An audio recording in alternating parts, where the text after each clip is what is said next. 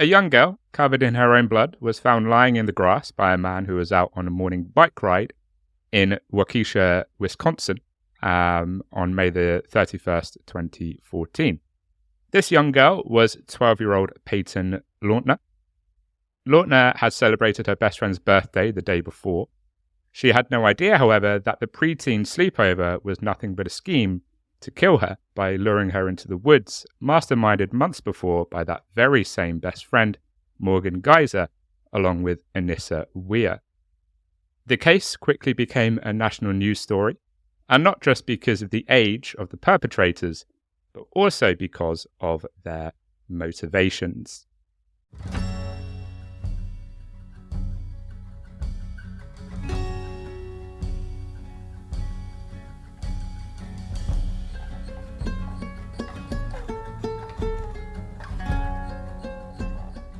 Welcome, everybody, to this week's episode of Horror House. I'm Dom.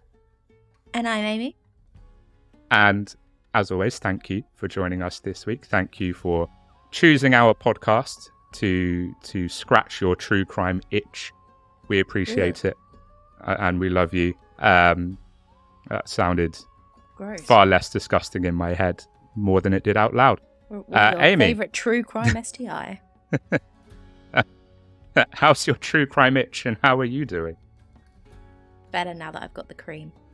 Oh god, no. Oh God. We're making it worse. What was the question? I'm confused. Yeah, I'm good.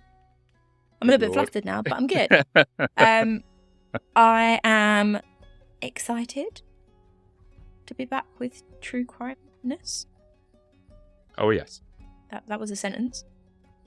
that was good I had English. like a whole intro planned. I had like a whole intro. I was going to talk about so many things, but then STIs came up and I had flashbacks.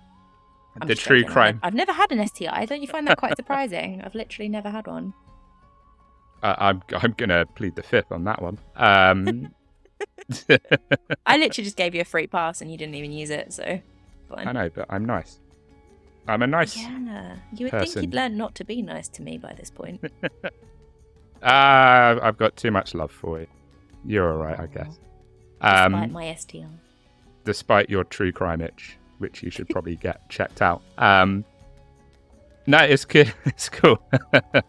I'm very excited to talk about some more true crime as well.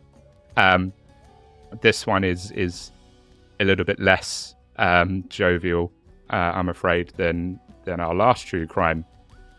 I was about to say last true crime episode. Our recording that we did with Leo and Stephen, which will be out soon. Yeah. But this is a little bit less jovial than that one, but it's still quite an interesting case, and I'm very excited to talk about it. For sure. But before we get into this week's case, Amy, I believe you have some true crime news that you would like to share with our lovely audience. I do have some true crime news. Definitely didn't find it 30 seconds before we started filming the episode because I forgot again. That didn't happen. We are not nothing if we're not professional. We are professional. We know podcasters. what we're doing. We know what we're doing. Normally I'd have it on screen, but instead I've got it on my phone because once again I forgot. I will remember next time. I'll remember because I feel like this is one of those times where I had a really good idea and then I've just failed to execute it properly so far, which I apologise for. I'm not going to rag on you because I'm knowing me, I'll probably forget next week.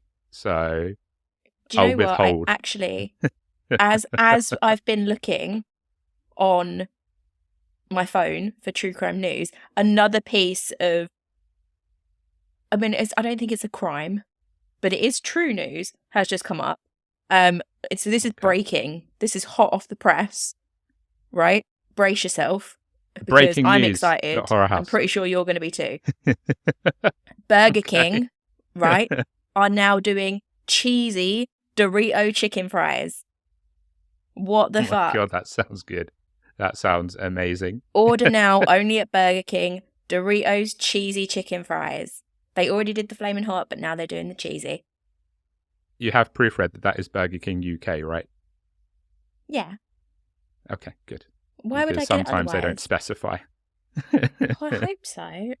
But sometimes, like, you'll scroll Facebook is. and, like, a McDonald's Australia thing will come up and you're just like, okay, that's great for Australians. Doesn't really help me so much, though. Yeah. No, it's definitely UK. So if you're based in the UK, go get your UK Dorito listeners, cheesy chicken fries. Go to Burger King and get your Nomi fries. Yeah. Yeah. Burger King haven't told us to put that up. No. We just love food. We just like the sound of it. Also, every time I look at my phone, I keep getting distracted by my background, which is Mr. Carter. I went to see Frank Carter last week. It was great. I met my future husband, and we're going to be very happy together in the future. You were so close, you could have licked the sweat off of him, couldn't you, Ames? I really wanted to. I just didn't want the start of our beautiful romance to be a sexual assault. But if he'd have come closer, I would have licked him and had no regret. So, true crime news. My true crime news for you today is a little bit close to home. So I'm sorry if I feel like I'm kind of dragging us down a little bit with this story, but we'll see how you feel about it. Korean true crime fan murdered stranger out of curiosity. Okay. Yeah, a Korean court has given a life sentence to a true crime fan who told police she murdered a stranger, quote, out of curiosity. Young Young, which is really hard to say if you're saying it fast, 23, had been obsessed with crime shows and novels and scored highly on psychopath tests, police said. Fixated with the idea of, quote, trying out a murder, she used an app to meet an English language teacher, stabbing her to death at her home in May. Prosecutors had asked for the death penalty, which is still around in South Korea, a request typically reserved for the gravest of offences. They told the court that Young, an unemployed loner who lived with her grandfather, not doing much to help the stereotype there, that's harsh. Young, Jesus. had been on the lookout for victims for months using an online tutoring app to find a target. She contacted more than 50 people, favouring women, asking them if they conducted lessons at home. In May, posing as the mother of a high school student who needed English lessons, she contacted the 26-year-old victim who lived in the southeastern city of Busan. The victim hasn't been disclosed, I assume, because the case is still ongoing or has only just finished. Young then showed up at the tutor's house dressed in a school uniform. This literally sounds like a movie. It sounds like a movie. Dressed in a school uniform she bought online. After the teacher let her in, she attacked the woman, stabbing her more than 100 times, continuing the frenzied attack even after the victim had died. She then dismembered the woman's body and took a taxi ride to dump some of the remains in remote parkland near a river north of Busan. She was arrested after the taxi driver tipped off the police about a customer who had dumped a blood-soaked suitcase in the woods. God damn. On Friday, a sentencing judge in the Busan District Court said the killing had, quote, spread fear in society that one can become a victim for no reason and, quote, incited a general distrust among the community. So, yeah. Wow. I mean, I like true crime. Oh, Jesus. But I'm not gonna kill anyone. That's wild. And that, to be fair, like, there are probably more people that commit murder due to an interest in true crime and how it feels than we would like to assume. Yeah, maybe. I mean, I think I'd be curious if I was going to die anyway, like imminently. Like if you said to me, Amy, I'm really sorry to have to tell you this, but you're going to die next week. I'd be like, well, Dom, that's a bit shit. And also what qualifies you to make that judgment? But if it's true, then there's some things that I'm going to want to do in my last week before I die. And I think one of the things that will cross my mind is, I wonder what it's like to kill someone. But I don't think I'd actually do it. Because, Yeah, I mean, unless they really it's deserved it, one and I can't think of thing. anyone that genuinely really deserves it, I don't know if I'd actually be able No. to do the deed. Yeah, there's definitely there definitely must be something not quite right in your brain to even have the impulse to act on it. Like, Yeah. it's one thing thinking about it, but then, actually doing it is entirely another thing. Complete stranger as well. Like, if Like, you're going to want to that's kill someone, just madness. kill someone that's actually, like, wronged you. You know? Kill someone that you know to be horrible, or, Yeah, someone that's upset you. Don't just randomly find a tutor on the internet and kill them. that's That's just insane. so That's cold insane. and, Yeah, yeah, just yeah, disconnected, isn't it? It's just very odd. yeah, But yeah, she got a life yeah, sentence anyway. absolutely. The death penalty is still around in South Korea, but they haven't actually killed anyone over there since 1997, so I don't think that's going to be the case. But she did get a life Yeah, sentence, so it yeah, would be a don't kill life your in. tutors. Yeah, and we're not advocating murder of anyone in general. Don't do that. Just don't do Like, I don't want to, like, find that one of our listeners has decided to go on a killing spree, because that would just be a bit rubbish. Yeah, but to be fair, I think if one of our listeners decided to go on a killing spree, then you know who the fucking victim's going to be, right? Yeah, can you imagine? It's Yeah. like a coup to take over the podcast. So we're the ones That who they wouldn't kill, surprise and me. then they take it over. If one of our listeners comes to kill you, can you just text me to let me know so that I can prepare? And I'll do the same if they kill me. Okay. Thanks. Okay, I'll give you a heads up. I'll be like, Just give me. John's heads coming up. to kill me, just so you're Well, aware. We live like an hour and a half apart, so if they kill that's you, true. I've got an hour and a half to get my shit together and get out of there. And likewise the other way around. So, I think I've got a feeling I'm more likely to get killed. I think people would find me easier to replace than you, so. Or would more likely want to be on the podcast with you. So I'm probably in line. And besides, I if you message me saying someone is coming to kill me, I would be a nice person, and I would go all the way to Essex to fight him off, and then there would be a train delay, and I'd be like, well, fuck. Oh shit! Sorry, Ames. Looks like you're gonna die. My train's cancelled. Fucking national row. Replacement bus service isn't going to get me there in time. Sorry. Fine, just bring snacks.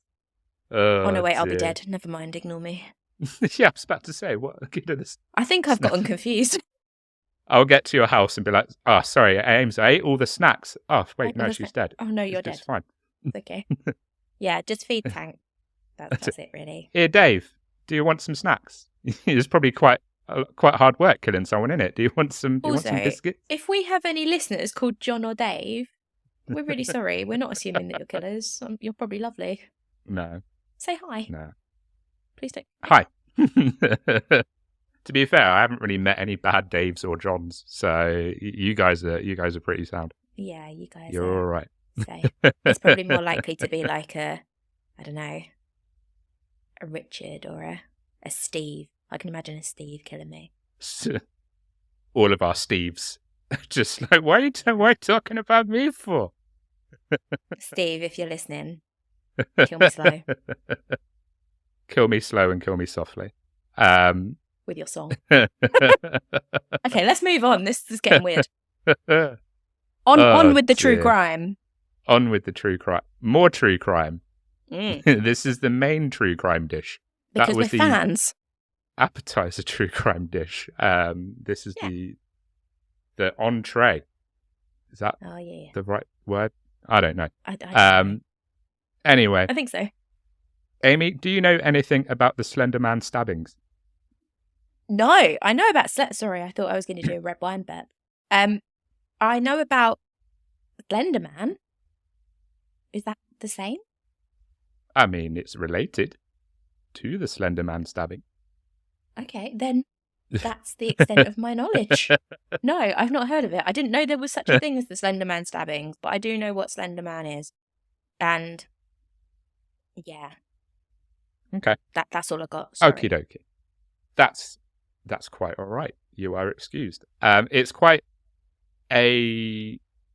I don't think it's a very well-known case. No. I haven't heard a lot of people talk about it. So I thought it was, a good case to talk about because it sort of gets lost within, obviously, the more major well-known cases, I think. So, and, we like to give a bit more focus on lesser-known cases over here rather than, the big cases that everyone's done. So, yeah, thought, you know what? Let's talk about the Slenderman Stabbings. Are you ready, Amy, to get stuck in?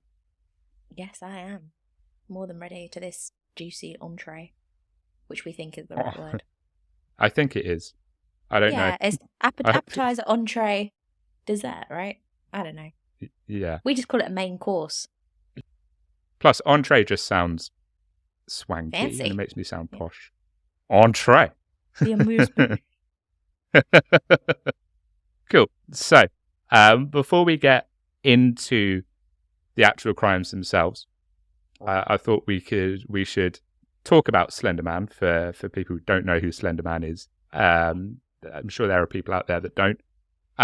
So, a little bit of background on our long boy.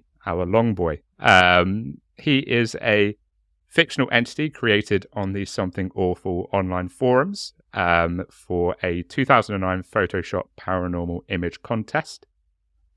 He is considered a creepypasta, which is a horror-related legend that is shared around the internet. Later on in sort of the Slenderman lore, I suppose, other people added to the legends surrounding the figure by writing fan fictions and producing artistic representations of the figure. And in most of these representations, Slenderman is a tall, slender figure with a white head and face, which is entirely devoid of features. He is depicted as wearing a black suit and is sometimes shown with tentacles growing out of his back. Which, I mean, the images of Slenderman do actually look pretty cool, I will admit. I've got a bit of I didn't know whether to admit this, but seeing as you've mentioned it, I've got a bit of a Slenderman crush. I mean, he's a snappy dresser. Like, he's good. Tall. He's got, he's tall, he's pale, and he looks like he might kill me. What's not to love, And he's got a face devoid of features. And that's the kicker. So I don't have to hear him talk. Fantastic. Yes. Well, honestly, what's not to love? Would make kissing him quite a weird experience, though, because you'd be kissing the void. So I'm sure we could do something with a tentacle. Oh, God. Seen enough hentai to know where this is going. Just the one tentacle or 8 of them? Okay. More the merrier. I didn't think about the lack of face. Okay, I didn't think about it, but I don't know. There's still a bit of a. I've had a crush on pretty much every cryptid that we've brought onto the show, true. So it was never all for different reasons. Yeah, as well. Like Krampus. Krampus was the wit. Was an entirely different reason to Mothman. Who's an entirely different reason to. Yeah, Mothman is the booty. Krampus is the horns. The horns, the tongue. The tongue. Oh yeah, the tongue, the really long tongue. Yeah. Yeah, I think I've got a problem. You're just a really big cryptid lover. A cryptid slut. Cryptid Gonna put that slut. on a t-shirt. There's probably a subreddit for that. Probably is. The stories surrounding Slenderman claim that the creature may make people experience paranoia, coughing fits, and amnesia. And he is frequently shown hidden in the woods, which is important for our case. Speaking of which, let's get into the actual true crime aspect of today's episode. Let's talk about today's actual case. In 2014, Leutner was a 6th grader in I think it's pronounced Waukesha. It looks like that's how it's spelt, so I'm going to go with that's how it's actually said. Wisconsin, when Morgan Geyser and Anissa Weir attacked her after a slumber party at Geyser's home. The night before, they had been celebrating Morgan's birthday.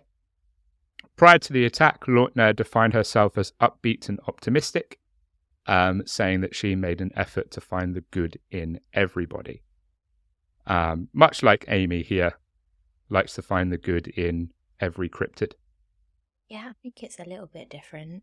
She likes to find the good in everyone. I like to find the sexy in everyone. But yeah. Also, I know I do this all the time and I will learn it one day. But how old is 6th grade? Because I always get confused. Is that quite so? I believe that they were all 12 when this happened. Okay, so like year 8. Yeah, because year 7's about like what, 11 years old ish? Yeah, roughly 10, 11, something like that. Okay, got it. I'll learn one day, I promise. I mean, I if someone asked me, how old is like 7th, 8th grade, I would have no idea, so don't worry about it too much. It's all good. I just wanted to get the right vision in my head. But yeah, that's quite young. It is. It really is. So Weir, Geyser, and Leutner reportedly started attending Horning Middle School. Socially isolated. Oh God, that sounds familiar. Weir and Geyser discovered a savior in Leutner. Leutner noted that even though Geyser was, quote, a little lonely, she appears to be a content girl when they were all friends. Leutner described their activities as, quote, all the things that kids do, including playing outside, having sleepovers, and drawing. Leutner added that she had regarded Geyser as her closest friend and somebody she could trust. Words that would, unfortunately, later on become quite painfully ironic. So around this time, Weir was introduced by a friend to the horror fan site Creepypasta, where people posted fictitious descriptions of imaginary monsters and other supernatural beings as factual encyclopedia entries, such as the aforementioned Slenderman. Weir would start to think that Slenderman was a real factual, thing. And Geyser also developed an obsession with the figure. She even thought she had spoken to him telepathically in secret, which sounds like, I get having imaginary friends, but I think that's to be fair, if you're going to have imaginary friends, aim high. True. Just go straight for Slenderman. Why not? That is a fair point. My who's your imaginary friend? This is Gareth, and then he's like, who's Gareth? yours? Like this Slenderman. Oh my God. That was the first name that came to mind. If any Gareths are listening, I'm sorry. Any name ever. Like, you could have picked something cute or like, a hot girl name, but instead you went with Gareth. I actually know a Gareth, and Gareth, if you're listening, I'm really sorry, but that's not an imaginary friend name. Like, go wild. That's a real person name, but not an imaginary friend name. I panicked. I'm sorry. Fine. Okay. What name would you... Fine, you give a name and we'll go with that one. This is my imaginary friend, Lucius. Oh, I like that. Yeah, it's good, right? Lucius is a good name. Yeah. It is a good name. Yeah. I'm game. He's the one I use when I'm alone at night. So yeah, Lucius. Good to see you again, Lucius. Wouldn't be as good as a cool friend as good as imaginary friend as Slenderman, I suppose, would it? Let's be honest. Well, no, exactly. Like, anything that I make up isn't going to be as good as Slender. But you run the risk of, when you tell people that your imaginary friend is Slender, A, you're admitting he's imaginary, and B, everyone's going to be like, yeah, right. Like, as if Slenderman's going to hang out with you. Don't know Slenderman. Bullshit. Yeah, so... Yeah, like, there was a girl at my school who used to say that her best mate was Emma Watson. And we were like, it's just true. Like, Stop trying too hard. Oh my God. Yeah. It led to quite a lot of bullying. But then don't say that your best mate's someone that isn't, like... So, Weir was approached by Geyser around December of 2013 with the suggestion that they act as, quote, proxies for Slenderman. Naturally, this implied that they would have to take a life to demonstrate their devotion to this entirely made-up character. Just want to hammer that one home. Weir would show no hesitation in agreeing, and the two of them began plotting their scheme to kill Geyser's closest friend, or closest friend, should I say. Weir would state, quote, "I was excited because I wanted proof that he existed because there are a bunch of skeptics out there saying that he didn't exist." For months, they would coordinate the Slenderman Stabbings, as they were later coined, whispering and using code names in public so as to not raise suspicion. Geyser would say, quote, "Like for knife, we used cracker. And for the killing, we used words like itch." And you've been asking me if I'm itchy this whole episode. Are you going to kill me? No, I was actually, that was the plan for both of us to kill. Okay, don't worry. You've ruined it now. You've ruined the whole plan. I'm sorry. You fucked it up. God damn it. We could have got away with it if it wasn't.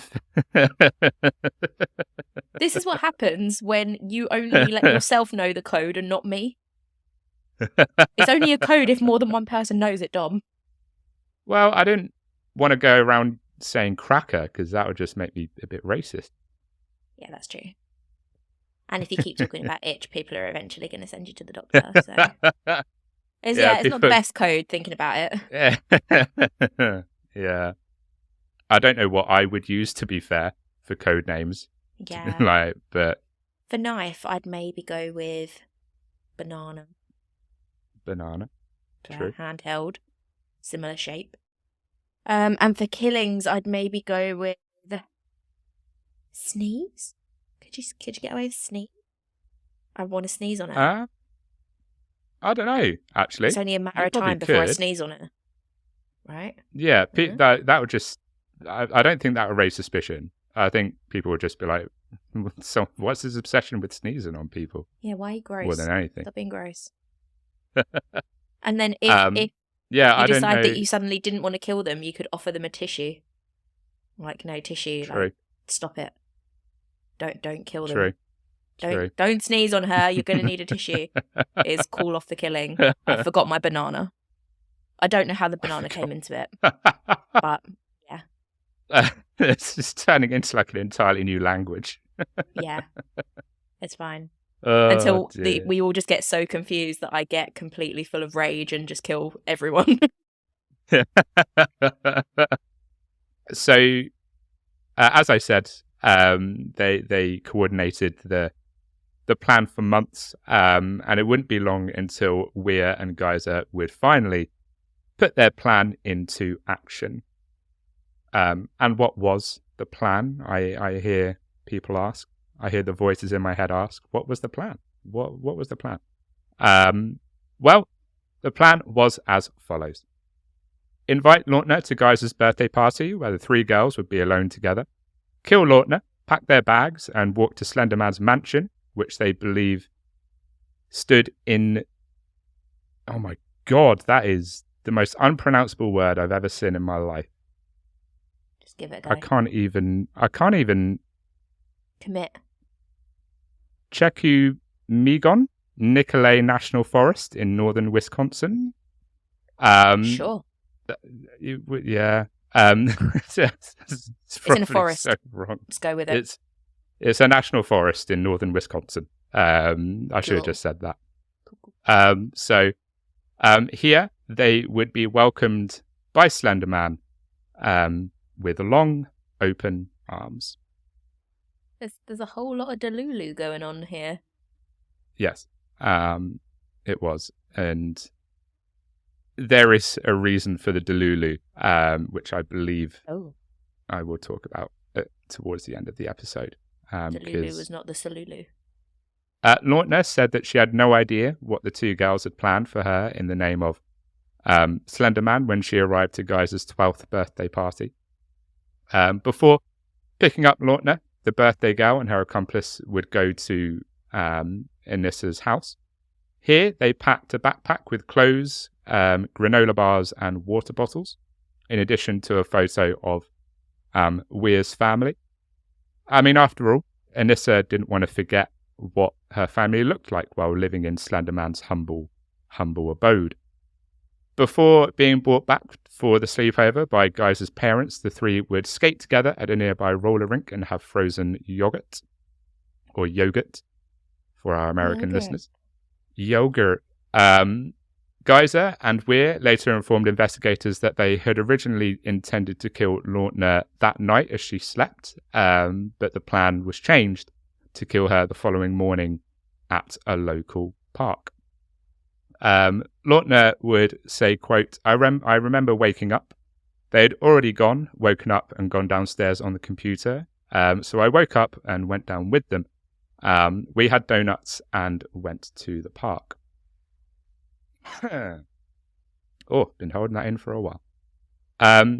Leutner would state that Geyser had suggested going to the park in the morning and that she typically wouldn't have been permitted to go without an adult. However, being with friends and also as it was her birthday celebrations, her mother allowed the three girls to go on their own. The plan to kill Leutner was once again altered when the girls arrived at the park. Weir said to investigators that she recommended taking a stroll and playing, or she was, that she recommended taking a stroll and playing hide and seek in the adjacent woods.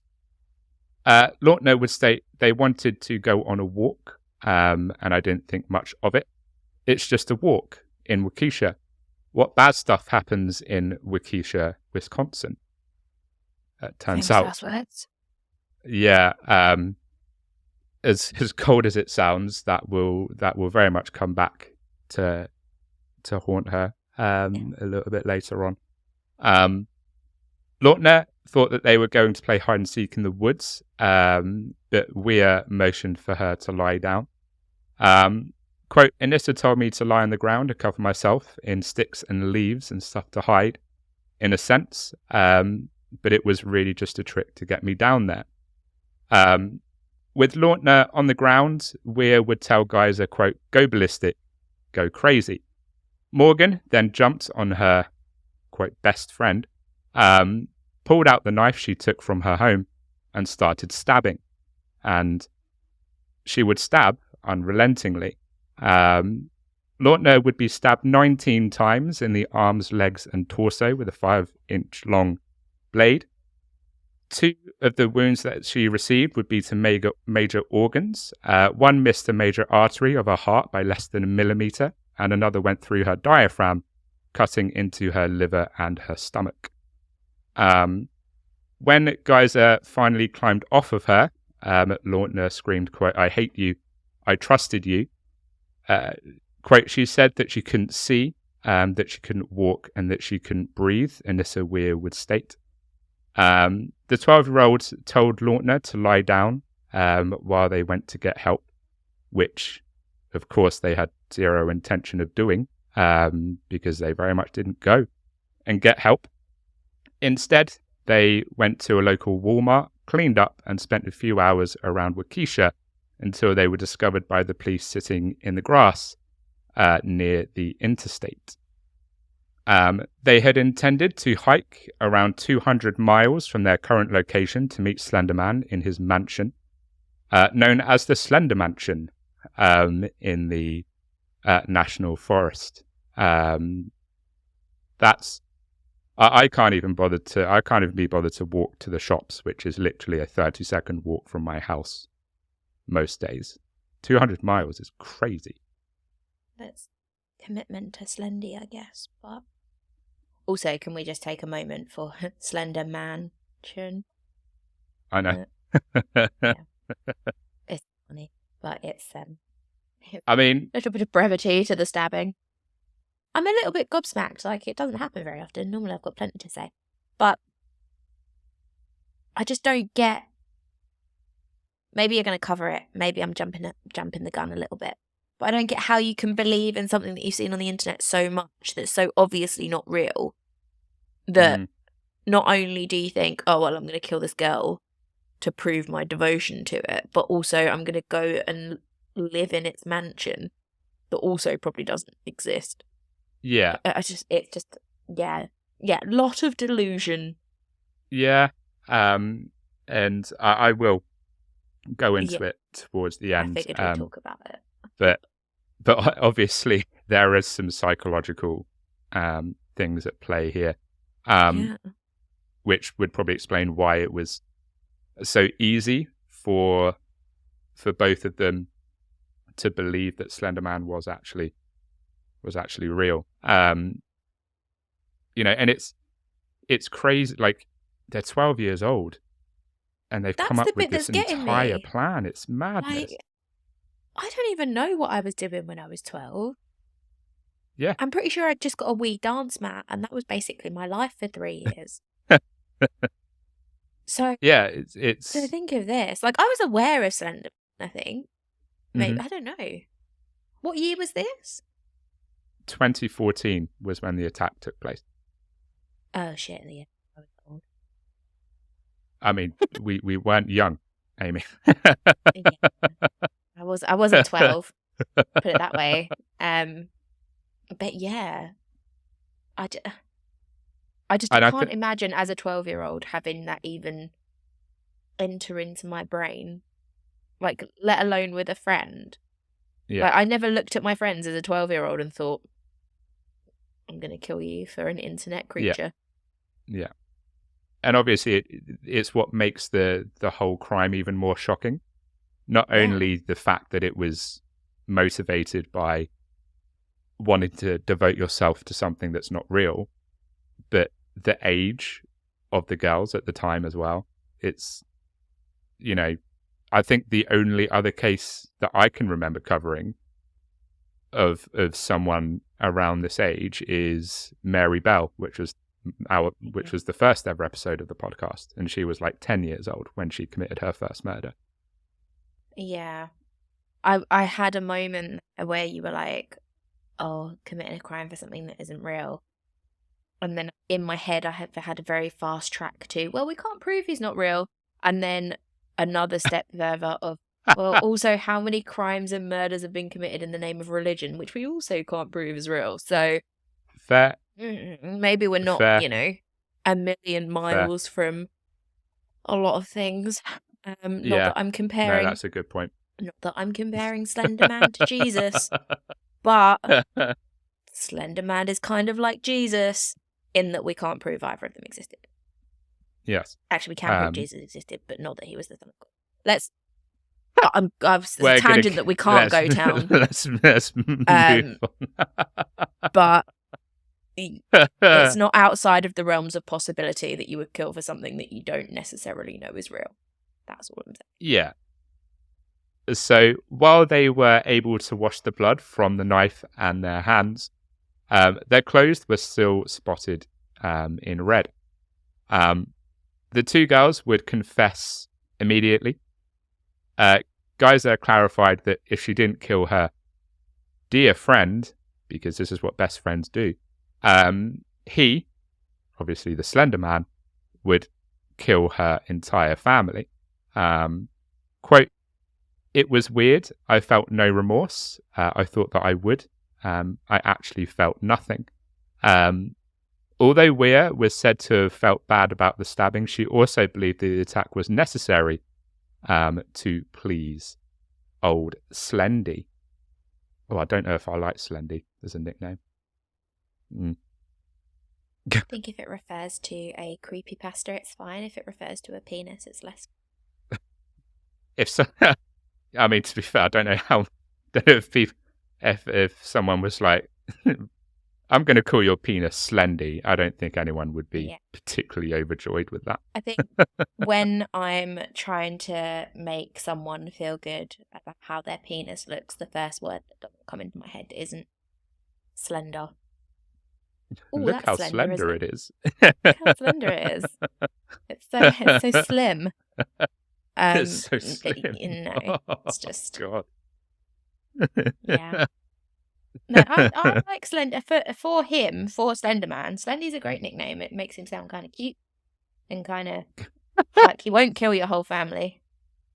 So, obviously, Leutner, seriously injured at this point, bleeding and being left for dead, was actually able to do what many couldn't believe that she would have the strength to do.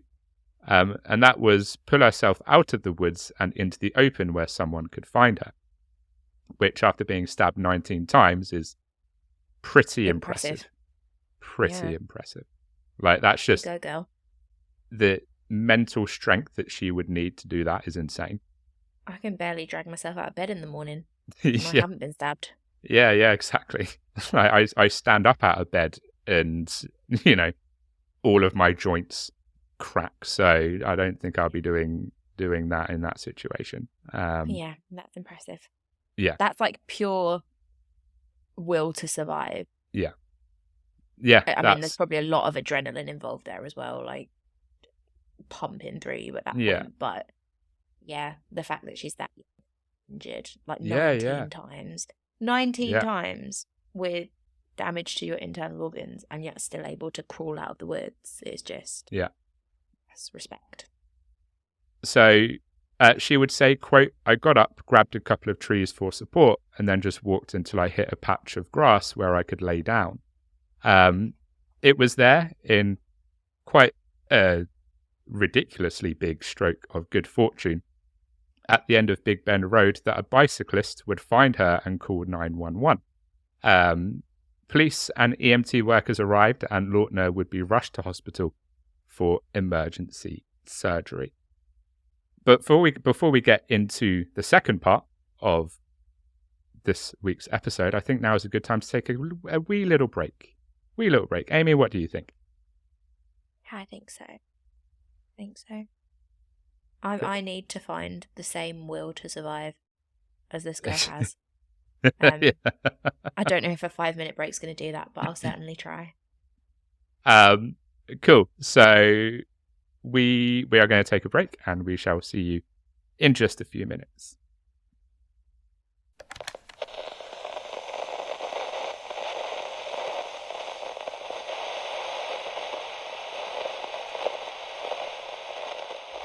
Welcome back to part 2 of this week's episode. Amy, what do you think of the case so far? Finding it weird that it's real. Like, I think it's two factors, really, isn't it? A, it's the fact that it's for Slenderman, or in the name of Slenderman, which anyone relatively sane, I think, would come to the understanding that he's not real. But then it's also the fact that they're so young.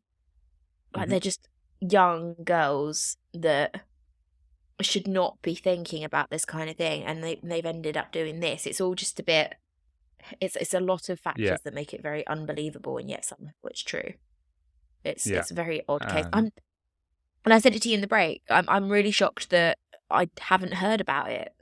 Like, I feel like this is the sort of thing that should have been maybe bigger news than it was.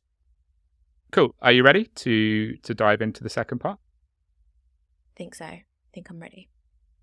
So, after performing emergency surgery, the medical staff at ProHealth Waukesha Memorial Hospital were quite taken aback by the severity of Leutner's injuries. The stab wounds she suffered to her arms and legs had only damaged the soft tissue. However, as said earlier, the two to her torso had hit major organs, with one cutting through her diaphragm into her liver and stomach, and one penetrating her heart, very narrowly missing a major artery. How close to a major artery was this stab wound? Well, As said by Dr. John Kellerman, who operated on Leutner, he said, quote, "If the knife had gone the width of a human hair further, she wouldn't have lived." A very, very lucky girl, indeed. Imagine cheating death by the width of a human hair. That's insane. It would make me adverse to hair. I'd probably shave my head. But I never want to see a hair again. No, never want to see a single hair strand again. No, I don't even want to think about how skinny that is. Oh God, yeah. Yeah. Like I thought about it when I was writing this up, and I was like, oh, like just the chances of that happening must be astronomical. Like, you probably a better chance of winning the lottery. But yeah, she managed to survive by. I mean, not lucky, obviously. Her best mates have just stabbed her, but lucky in the sense that it could have been worse. Yeah, definitely. So, we said earlier when Leutner said that she sort of dragged herself through the woods and into an open area where she could be seen. That was quite, mental fortitude, is crazy. Cool. In addition to that, Leutner would leave the hospital a week after the attack, and she would return to school the same year. What a fucking legend. I love him. So, yeah, absolutely. Absolute warrior. That's insane. Absolute warrior. So, we touched on it earlier, that there's something more at play with the two girls. There must be some sort of mental conditions at play. Is it drugs? It isn't drugs. No drugs. I was so sure. No drugs. So Geyser would have numerous hallucinations as a child, including seeing ghosts, colours oozing out of walls, and imaginary friends, named Maggie and Sev. One frequent vision was of a man Geyser called It, who stood behind her in mirrors or moved around corners, such as the Slenderman does. Geyser's mother, Angie, claimed that she went into, quote, floridly psychotic mode following the arrest. Correctional guards observed that Geyser kept ants as pets, pretended to be a cat, and talked to herself quite often. So she's not quite all that put together, as cold as that sounds. No, but then I don't know. I think a lot of 12-year-old girls do some of that stuff. Yeah, like 12 is quite old to have an imaginary friend, but in terms of like playing pretend, like pretending to be a cat and stuff, I think that's. I don't want to say it's normal, because I personally didn't do it at that age. I saved that for when I was adult. But it's. I don't think it's that unusual. I don't know. I don't really know what I'm talking about. Not a child psychologist, but it doesn't seem that far from just like normal play. Like, it's. I think the only thing about having the imaginary friend in that particular case is that it's quite. The imaginary friend is doing some quite creepy stuff.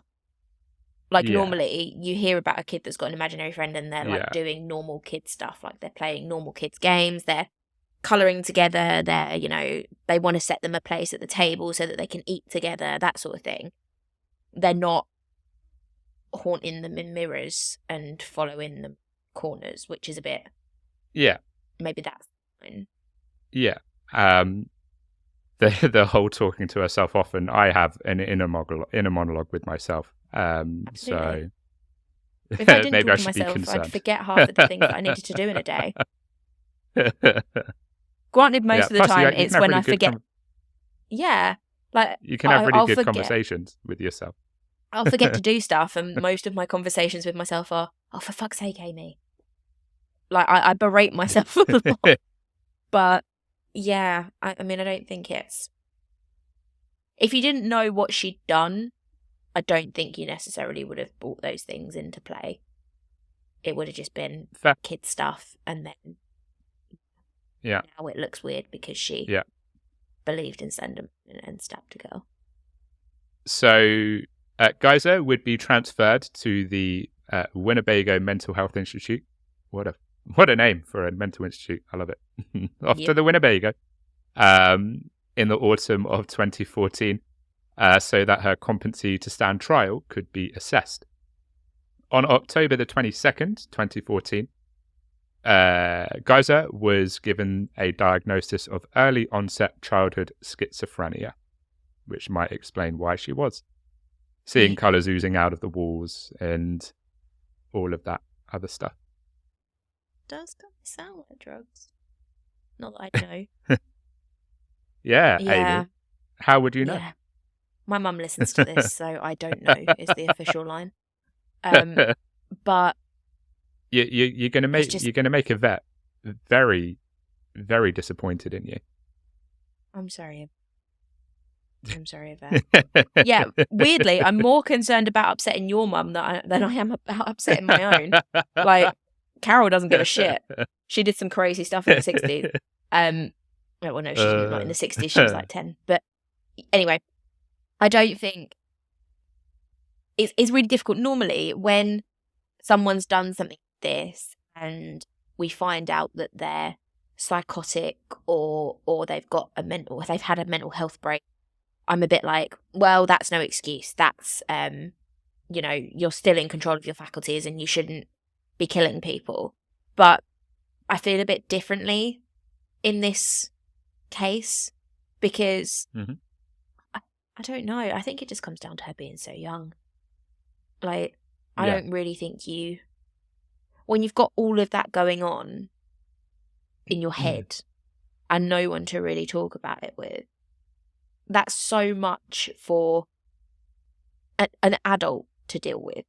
Like, to have to try and deal with all that alone causes such damage in adults. So what the hell is it doing to a 13-year-old or a 12-year-old who is not only contending with all of that, but also can't disclose it to anyone, can't, talk to her parents about it or anyone at school about it because they'll bully her, and is also going through puberty. Like, fuck me, 13 to, 15 for girls is just the shittest time. Like, you're basically having a psychotic break anyway, let alone actually having a psychotic break. So it's I'm struggling to not feel sorry for her. I know she's almost potentially killed someone, like she's been close to killing someone and she's done something horrific, but it's just a very extreme case, I guess. Yeah. I think with children it's always a bit more complicated, isn't it? She was given a early onset childhood schizophrenia diagnosis. But rather than treating her and giving her medicine, they would concentrate on educating Geyser about the law in order to get her ready for trial. Okay. Don't know. Fucking late, but all right. Yeah. And she's 12. I don't know if she's going to grasp the law that easily with a schizophrenia diagnosis, and being 12. It's not even that. Like, it's... Granted, those two things aren't going to help, but why are you teaching about the law now? Yeah. She's already done something bad. Like, yes, she needs to understand that it was wrong, but now's not the time. Teach her about the law after the fact, Yeah. Very, very odd approach. And also, get her on some medication. Fuck's sake. So, after almost 6 months, Geyser was deemed competent enough to stand trial.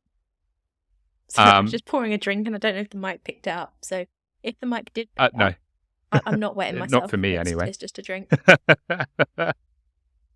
She's wetting herself. Don't whisper, it's weird. Yeah, see, Amy's, now at that age where her bladder control isn't great. Oh, fuck off. You're like a year younger than me. Shut up. If I'm pissing myself, you're almost pissing yourself too. So if I'm there, then you are close. Yeah, you are close. This is what's coming. So after the investigation, Weir would be charged with attempted second-degree homicide, which is a Class B felony, and Geyser was charged with attempted first-degree homicide, a Class A felony. So I don't know if this was controversial at the time, but I can imagine the media probably had a few things to say about it. But Weir and Geyser were both waived out of juvenile court and would face adult trials due to the seriousness of their offences. Hold your thoughts on that, because I'm going to ask you at the end of the episode what you think about that particular move. Okay. Leutner did do an interview. I believe it was... when was it? It was around sort of the end of the 2010s. I can't remember the exact year. And she was asked what she thought of them being tried as adults. I don't have the exact quote in front of me. I'm paraphrasing, but she essentially said they committed an adult crime, and it's not like they stole something from a shop, which is, a lesser crime. And, they essentially, she was like, they tried to commit murder, which is an adult crime, so therefore they should have been tried as adults. That's essentially the gist of what she said. But we'll get into that a little bit later, because I'm quite intrigued to hear what you think about that. Okay. In 2017, Weir would enter a guilty plea to a reduced charge of attempted second-degree murder, and was found by a jury to be not guilty by mental disease or defect in 2017. Geyser agreed to a plea deal that she would not go to trial and would be assessed by psychiatrists to decide how long to stay in a mental health facility. Later, after entering a guilty plea, she was given a schizophrenia diagnosis and ruled not guilty due to mental illness or defect. Anissa, Weir, was sentenced to 25 years to life, an indeterminate sentence involving at least 3 years locked in confinement and involuntary treatment in a state psychiatric institute, followed by communal supervision until the age of 37. Geyser received the maximum sentence possible, 40 years to life, again an indeterminate sentence that included at least 3 years of locked confinement. Additionally, she was ordered to undergo involuntary treatment in a state psychiatric institute until all of her symptoms resolved or until she turned 53, whichever came first. This was to be followed by ongoing community supervision, regular re-evaluations and or reinstitution, and additional treatment as required. So there are some recent, I would say, developments with Anissa and Morgan, with the two girls. In 2024, so very recent, only last month, in fact, Geyser filed a release petition with the court. She had made a previous attempt for release in 2022, but withdrew her request 2 months after filing it. Her 2024 petition is scheduled for hearing in April of this year.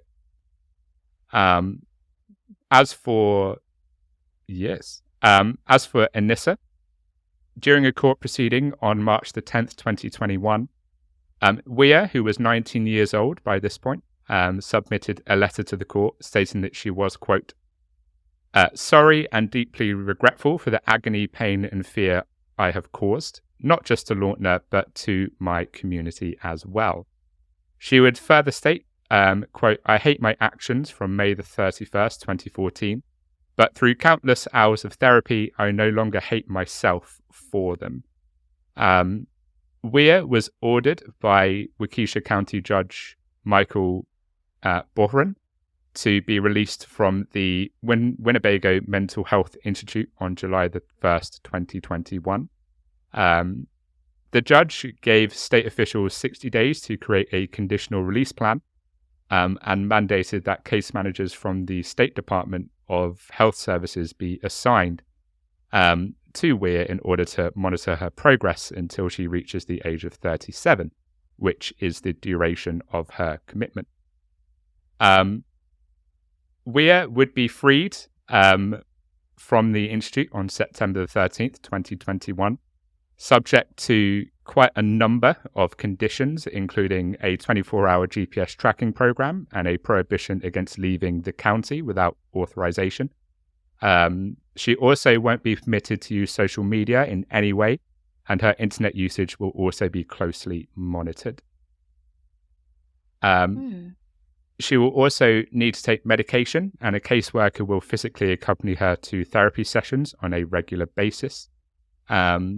During her probation, she will also have to live with her father. There is a little update when it comes to those stipulations, and that is that on September the 11th, 2023, the GPS stipulation was removed. All the other conditions, as far as I know, stayed in place. Okay. What are you thinking about? Yeah. It's a lot of time, money, government money, going into her being out. I wonder if that same amount of money had been put a bit more into better rehabilitation, if it would be necessary to have all of those stipulations in place. I can't imagine. I think point. You generally get a vibe with people when we're talking about these cases, and that comes to a point where they're let out. You get a vibe as to whether, okay, they're still potentially dangerous, or okay, I think this is done. You know, like they've taken something away from their time in prison, and they're okay. You know, they're safe. And this to me gives the latter. But that's a lot of resource that's going into just monitoring her, and I guess I wonder if it's all entirely necessary. I mean, okay, let's put it this way. You think about the fact, like, neither of us have committed a massive crime to anyone's knowledge.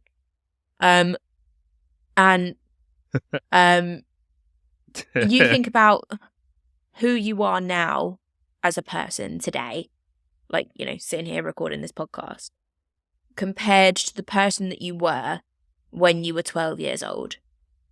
I know from my point of view, I'm a completely different person. And a lot of that comes from developing my own personality and understanding a bit more who I want to be as a human, and what I like, what I don't like, what feels right for me and what feels wrong, you know, how I want to be perceived by others.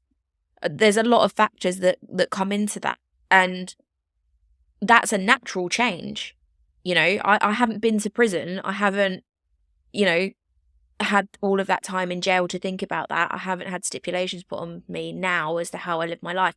And I've still gone through that change. So someone that has been in prison and that has been presumably actively encouraged to go through that change across a number of years, surely they're better off when they come out, that they don't necessarily need to be regulated in the way that she is or has been. You know, like the GPS track, knowing where she is probably a good idea. That one I can kind of understand. But having her live with her father, having her medication monitored and things like that, you're almost sort of saying, well, we're letting you go, but we're not going to give you free will. Like, we're not going to let you be a functional adult, no matter how much you've changed. And I'm not sure I'm okay with that. Yeah. I mean, you could say if you're giving her all these conditions, is she really ready to be released? Exactly. And also, 32-year-old Dom is just as socially awkward and uncool as 12-year-old Dom was. Just want to put that out there. It's all right, bad example. Not much has changed on that front. 12-year-old Dom was probably trampled my point.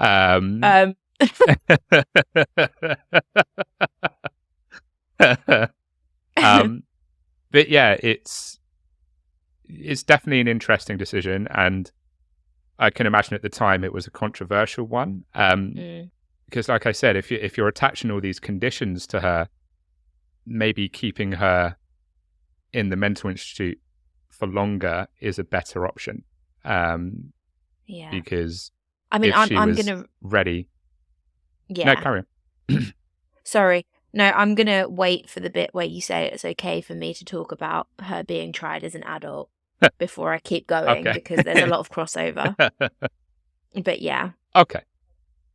Leutner would speak with ABC News for the first time about the incident in October 2019, which was where I got sort of her thoughts and them being tried as adults from. It was 2019. I just couldn't remember the year. And she was 17 at the time. She explained that she didn't think much of the hide and seek game when they asked to play in the forest, because she thought that it was, kids being kids, essentially. They were just playing a harmless prank. Quote, "I didn't feel anything because my body was in shock," she told journalist David Murr, I believe. Quote, "I got up and just walked until I hit a patch of grass where I could lay down. I shouldn't be alive. I really shouldn't be after what happened." Despite the horrible nature of her ordeal, Leutner has acknowledged that she was able to derive at least one benefit from the whole incident, and that was a clear life goal. Quote, "I wouldn't think that someone who went through what I did would ever say that, but that's truly how I feel. Without the whole situation, I wouldn't be who I am." Regarding the question of what she would say if she ever saw Geyser again, Leutner responded that she would, quote, "thank her," which surprised me when I read it. That was an answer that I didn't expect her to give. But she would thank her because the attack inspired her to pursue a career in medicine. Following Weir's release, an Associated Press news article from September 2021 disclosed that Leutner had left Waukesha County, was attending an undisclosed college as a sophomore, and worked a part-time job. The family spokesman, Steve Lyons, declined to name the college or her employer for obvious reasons.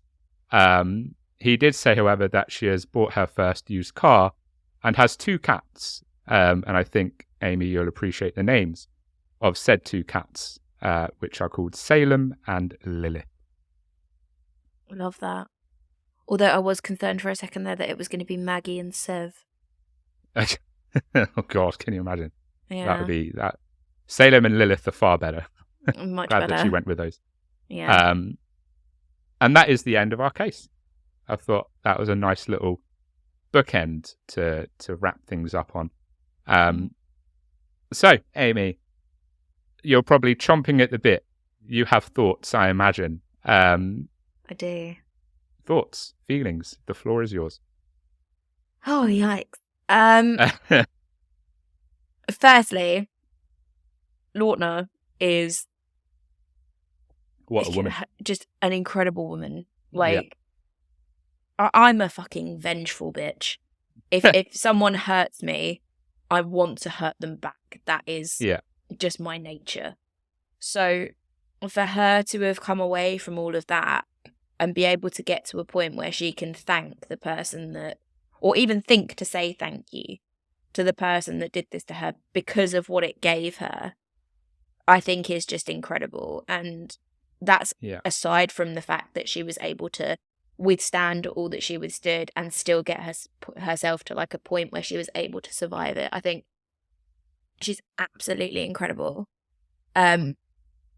And I don't want anything I say after this point to detract from, because that is definitely like my main takeaway from all of this. I do, however, disagree with what she said about them being tried as adults. Okay. I think I can't remember what the exact quote was, but she said about the crime that they committed being an adult crime. Yeah, that was essentially. Yeah, the gist. I don't think crime has an age bracket in that way. I think the point of being tried as either a child or an adult doesn't relate to the crime that you committed. It relates to your ability to comprehend crime as a whole at the age that you're at when you do it.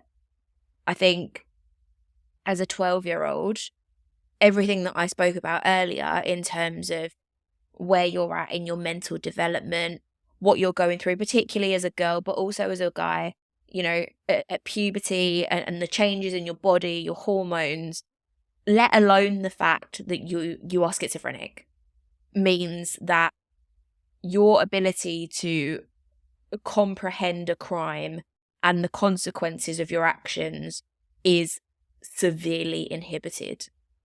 It's not what it would be as an adult when you've been through some of those changes, when you understand, you know, the world and the way it works a bit more, and you're a bit more solid in your own sort of personality and behavior.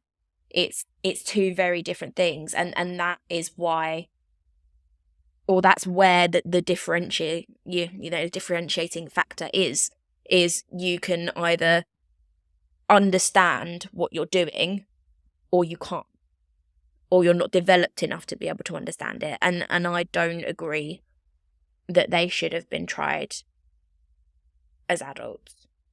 I think that even though they were, the outcome and the fact that they were given not adult sentences, but like the equivalent of adult sentences,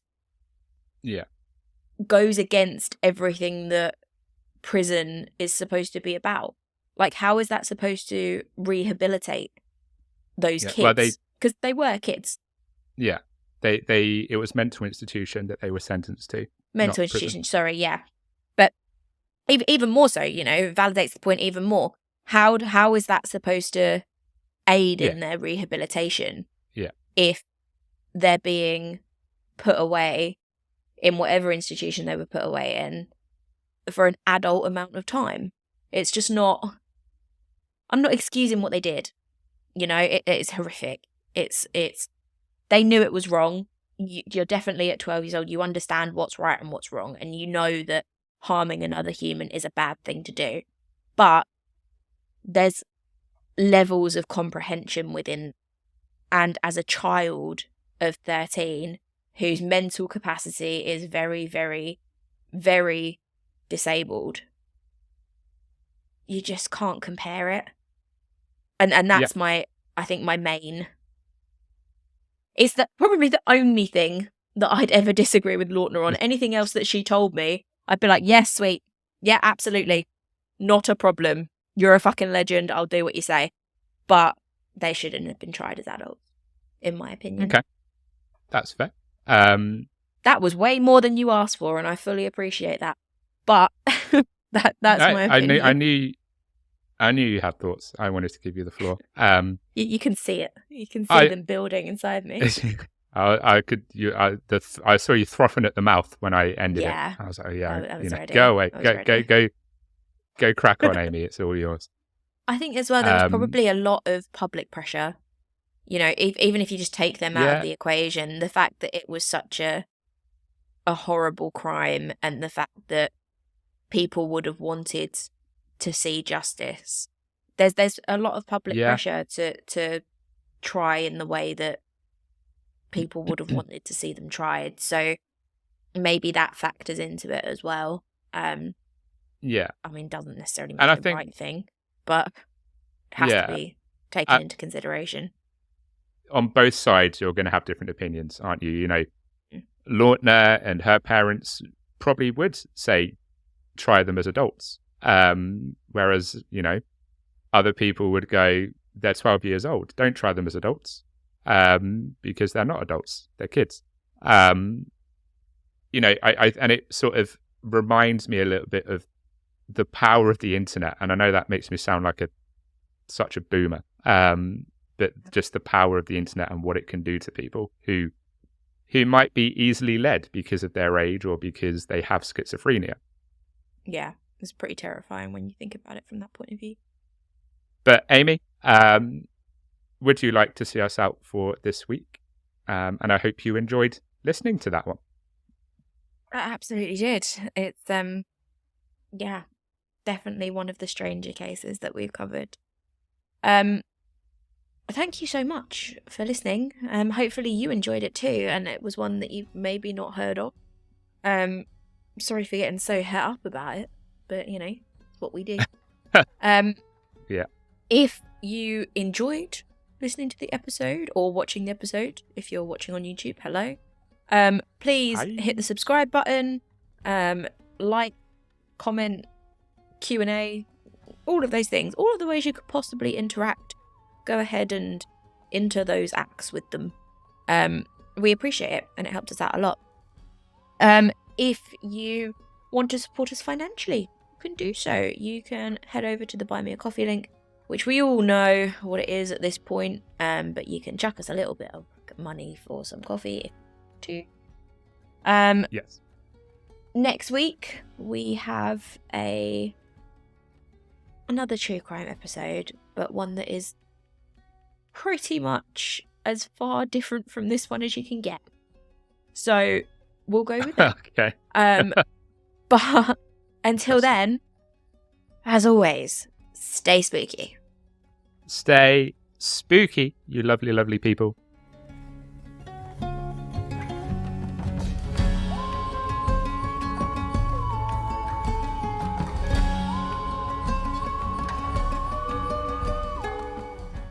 So remember, Amy, if you want to get into Slendy's mansion, try and find a different method of getting there than this. Yeah. I've still got a crush on Slenderman. Hasn't changed that. It's the tentacles, isn't it? And what he can do with those tentacles. I didn't realise he had tentacles. Right? I just didn't know that was a thing. I knew about the suit, and I knew about him being tall. Yeah. And slender, and the potential for death. And those things were the only things that I needed. Then I found out he also has tentacles. So, hello. I'm swiping right. Yeah. Yes, Slendy. You were like, you had me at potential for death. Oh, yeah. You had me at no face.